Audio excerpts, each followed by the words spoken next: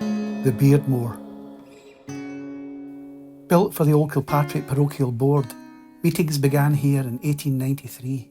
It later served as the Dalmuir Parish offices. It's now known as Beardmore House and is utilised by the Housing Department. So I'm inside the very ornate entranceway to Beardmore House. This lovely panelling and stained glass windows. We're going to go outside and take a look at the building itself and also the Beardmore sculpture. Made of sandstone and sporting heraldic coat of arms in the wall, below the main door is framed by two ornate columns. However, standing just a few yards away is a Beardmore sculpture by a local artist, Tom McKendrick. So I'm walking around the Beardmore sculpture, which shows you one of the 3 dreadnoughts built in the naval docks down at Dalmuir.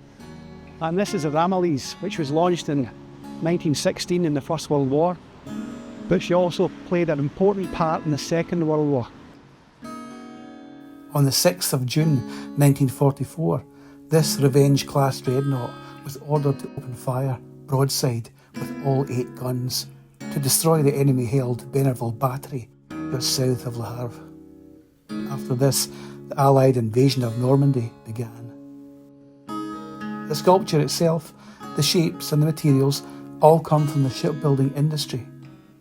Set back a little are the names of the workers who were lost in the Great War.